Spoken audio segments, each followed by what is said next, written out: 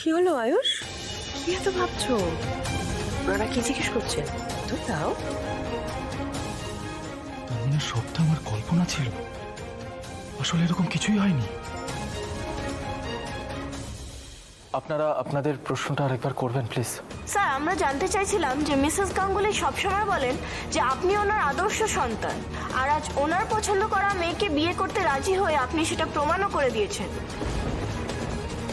আপনার কেমন লাগছে নিজের মায়ের মুখ এইভাবে উজ্জ্বল করতে পেরে?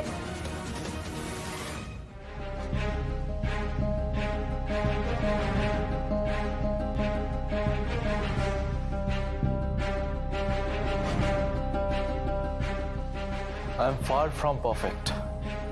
আমি এতটাও ভালো নই, আর আমি মায়ের আদর্শ সন্তানও নই।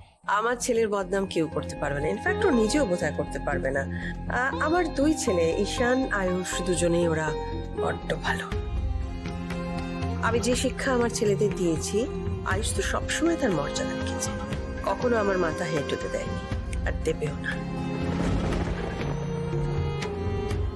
শ্রীতমা, এই একই প্রত্যাশা কিন্তু আমার তোমার কাছেও থাকবে।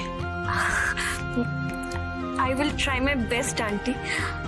আয়ুষ যেমন তোমার আদর্শ ছেলে হতে পেরেছে, আমিও এই বাড়ির একেবারে আদর্শ বৌমা হওয়ার চেষ্টা করব।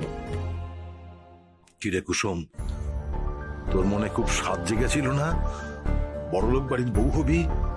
এবার দেখ, আসল রূপটা দেখ। বড়লোক বাড়ির বউ কেমন হয় চেয়ে দেখ। আমাদের যোগ্যতা শুধু ওদের জুতো পরিষ্কার করা, ব্যাস ওইটুকু। আকাশের চাঁদে হাত বাড়ানোটা আমাদের সাজে না। আমি মরতেও রাজি, কিন্তু মাকে এক ঘর লোকের সামনে আমি অপমানিত হতে দিতে পারবো না।